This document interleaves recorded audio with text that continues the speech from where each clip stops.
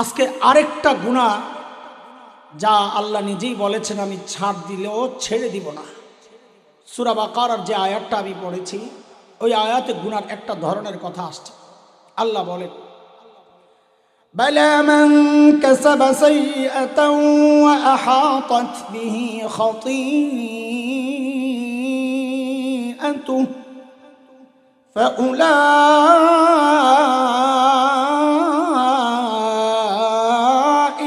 আসহাবুন নার।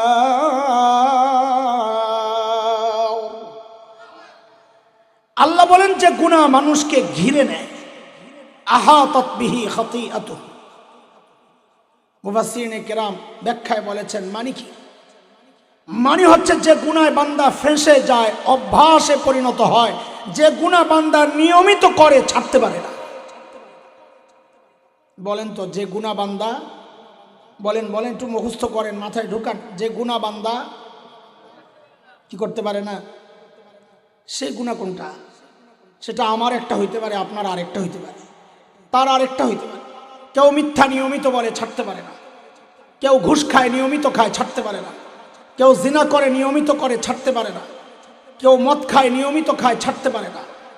কিন্তু আমরা এই সমাজে থাকি, সমাজ নিয়ে চলি, সমাজ নিয়ে ভাবি, সমাজের মধ্যে তাকায় আমরা বুঝি এই সমাজের এমন কিছু কমন গুনাহ আছে যেই গুনার মধ্যে এই সমাজের বহু মানুষ এমনভাবে জড়ায় গেছে যে ছাড়তে পারছে না।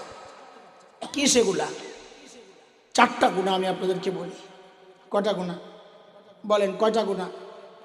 এর মধ্যে একটা গুনাহ এমন ভয়ঙ্কর যে গুনার মধ্যে এই সমাজের প্রায় সবাই জড়ায় গেছে। নারীও জড়ায় গেছে, পুরুষও জড়িয়েছে, বুড়াও জড়িয়েছে, জোয়ানও জড়ায় গেছে, এমনকি আমার মতো এমন সুরতওয়ালাও কেউ কেউ জড়ায় গেছেন, কোন কোন পীর, কোন কোন ইমাম জড়ায় গেছেন, সাধারণ মানুষ তো আছেই। দুঃখজনক হলেও সত্য, যেই গুনার মধ্যে বহু জায়গায় শুনি ছোট্ট ছোট্ট বাচ্চারাও জড়ায় গেছে। সেই গুনাহটার নাম হচ্ছে টাচ মোবাইলের গুনাহ। আমি এক একটা গুনার কথা বলবো আর একটু খোঁচা দেওয়ার জন্য সাথে বলবো, পারলে অস্বীকার করে, আপনারাও পারলে অস্বীকার করে। এক ভয়ঙ্কর গুনার মধ্যে এই সমাজ জড়ায় গেছে, সেটা হচ্ছে টাচ মোবাইলের গুনাহ। এই গুনাহ যেদিন থেকে শুরু হয়ে গেছে, এই মোবাইল যেদিন হাতে আসছে, তো হাত থেকে কোরআন সরে গেছে, তাসবিহ সরে গেছে, কাছের মানুষ দূরে চলে গেছে, দূরের মানুষ কাছে চলে আসছে, আপনজন পর হয়ে গেছে, বড়রা আমার তাচ্ছিল্যের শিকার হয়ে গেছে। কিছু হোক না হোক, হুট করে ফেসবুকে একটা লেখা দিয়ে দেওয়া, গীবতের পশরা সাজায় বসছি আমরা এই মোবাইলের মাধ্যমে। যেহেতু শুধু এইটাই আমার আলোচনার বিষয় না, এই জন্য আর কথা আগাচ্ছি না। আরো দুইটা গুনাহ এমন আছে যেই গুনার মধ্যে এই সমাজের অধিকাংশ পুরুষ জড়িত। এই মজলিস দেখলে আপনারা নাও বুঝতে পারেন, হযরত বলতেছিলেন কথাটা, সেখান থেকে চিন্তা করেছি এর উপর কিছু কথা হোক। এই সমাজের অধিকাংশ পুরুষ দাড়ি কাটার গুনাহে জড়িত। দুই নাম্বার, এই সমাজের অধিকাংশ পুরুষ টাকনুর নিচে কাপড় পরার গুনাহে জড়িত। পারলে অস্বীকার করে। চার নাম্বার গুনাহটা, এটা বলতেও ইতস্ত লাগে, কিন্তু অনেকের মানতেও ইতস্ত লাগবে, দ্বিধা, সেটা হচ্ছে এই সমাজের অধিকাংশ পর্দানশীল নারী যে গুনাহে জড়িত।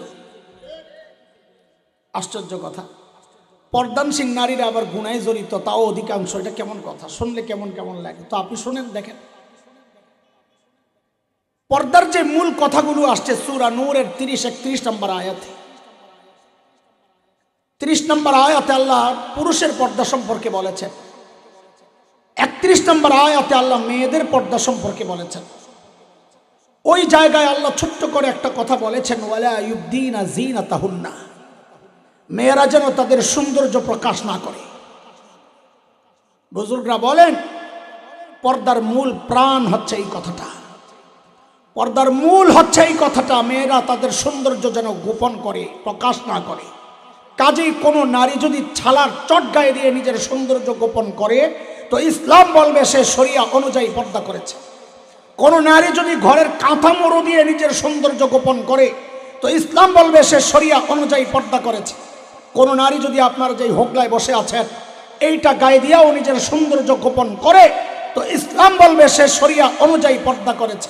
কিন্তু কোন নারী যদি ঝিকঝাক বোরকা, কালারফুল বোরকা, রং বেরঙের বোরকা, টাইট ফিট বোরকা, ডিজাইনের বোরকা এগুলো করে, পর্দা করে, তো ইসলাম বলবে সে শরিয়া অনুযায়ী পর্দা করে নাই। কেন? পর্দার মূল কথা সৌন্দর্য গোপন করা। কিন্তু চরম এক সত্য কথা হচ্ছে আজকালকার অধিকাংশ বোরকা সৌন্দর্য গোপন করে না, বরং সৌন্দর্যকে ওপেন করে, আরো প্রকাশ করে। দোস্ত আগেও আরো দুইটা কইছিলাম, দাড়ি কাটা আর টাকনোর নিচে কাপড় পরার, তখন তো ঠিকঠাক এত জোরে হয় নাই। হ্যাঁ, ঘটনা কি? এ তো পার্সিয়ালিটি করতে বইছে, জুলুম, বৈষম্য, বৈষম্য। না না, দোষ সবারই। কিন্না দিছেন আপনি, আপনি এক নম্বর দোষী। আজকালকার বোরকা দিয়া যে পর্দা করে না, তুই দুইটা উদাহরণ শোনাই আপনাদেরকে। আমরা কুমিল্লার মানুষ, এটা তো আমাদের আরো বেশি জানার কথা, মনে থাকার কথা। ৬-৭ বছর আগে কুমিল্লা ক্যান্টনমেন্টে একটা মেয়েকে ধর্ষণ করে হত্যা করা হয়েছিল, মনে আছে কিনা? শাবাশ। তনু, তনু ছিল হিজাবি। আমি আমার বোনটার খারাপ দিকগুলো আলোচনা করে তাকে খাটো করতে চাই না, বরং দোয়া করি ভাই হিসাবে আল্লাহ আমার বোনটাকে মাফ করে জান্নাতবাসিনী হিসাবে কবুল করেন। প্রসঙ্গক্রমে কথাটা বলা। তনু ছিল হিজাবি। আজকালকার হিজাবি মানে বুঝেন? ওরা বলে ওর না, আমি বলি তেনা। একটা ফিনফিনের তেনা, চুল্লিরে বাঁধাকপির মতো উপরে বাইন্দা, এটারে সুন্দর করে মোড়াইয়া, মুখটারে সুন্দর করে ফাঁকরা ইখা সিপটি বিন্দিয়া গোল করে পেঁচাইয়া, এখন ওই রাবেয়া বসরিয়া। তনু যখন এই নির্মমতার শিকার হলো, তো ইসলামের বিপক্ষে ওত পেতে থাকা সুযোগ সন্ধানী তাসলিমা নাসরিন তখন তার ফেসবুকে একটা লেখা দিয়েছিল যে মোল্লারা এখন কি জবাব দিবে। মোল্লারা তো বলে হিজাব নারীর ইজ্জত সম্ভ্রম, আব্রু রক্ষা করে, নারীকে ধর্ষণ ইফটিজিং থেকে বাঁচায়। কই তনুর হিজাব তো তনুকে বাঁচাতে পারে নাই। ৬-৭ বছর আগে কথা, তখন একটু একটু ফেসবুকে আমিও চালাইতাম, যাইয়া জবাব দিছি।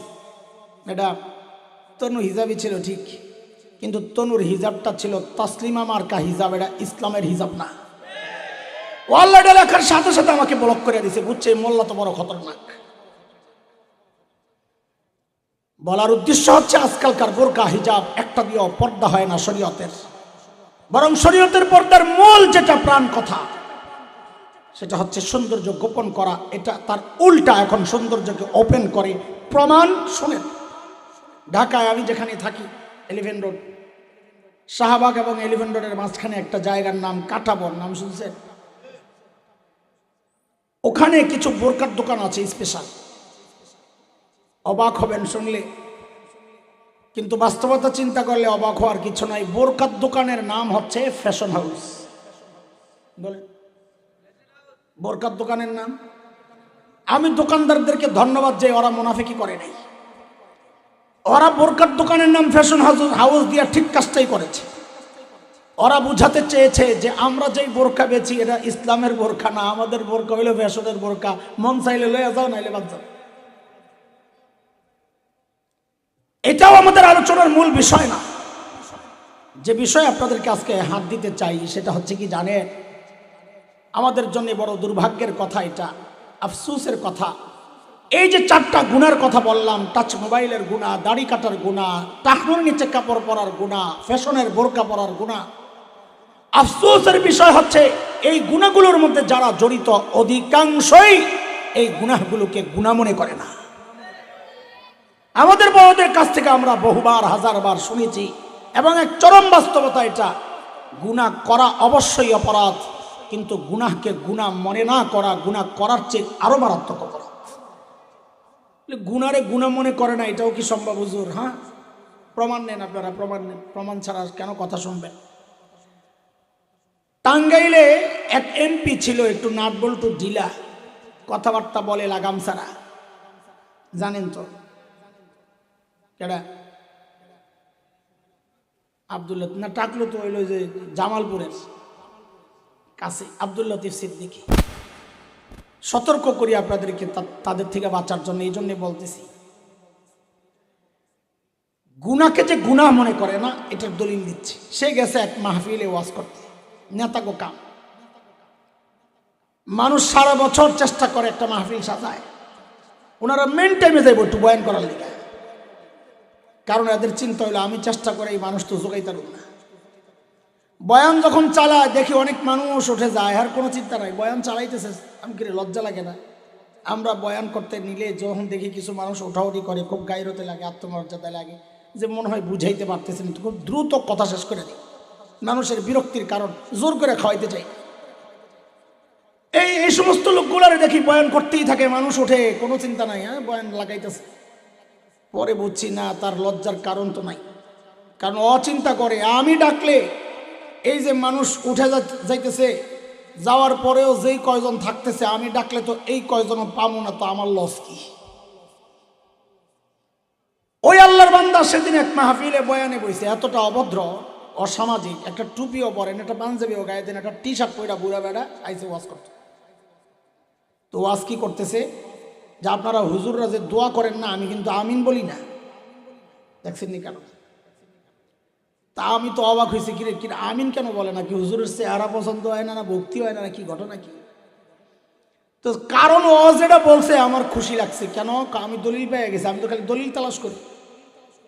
ও বলে কি জানেন, আপনারা তো বাচ্চাদেরকে শিখান গুনাহ করলে আল্লাহর কাছে মাফ চাইতে, তো বুকের মধ্যে এমন চাপড়ায় আর বলে কি, আমার জিন্দিগিতে আমি কোনো পাপ করি নাই, তা আমি কেন আমিন বলুন? বাপ রে বাপ, জিন্দিগিতে বলে কোনো পাপ করে নাই, দাড়ি কাটাবে না। তার মানে কি গুনারে গুনাহ মনে করতেছে না? পাইছেন দলিল? লাইনে থাকেন কথার, আমরা একটু একটু করে আগাবো, তো আবার পেছনের দিকে আসবেন। কি বললাম, মূল পয়েন্ট কি বের করলাম, যে গুনাহকে গুনাহ মনে না করা, গুনাহ করার চেয়েও বড় গুনাহ, মারাত্মক অপরাধ। কেন? এই কেন শোনে,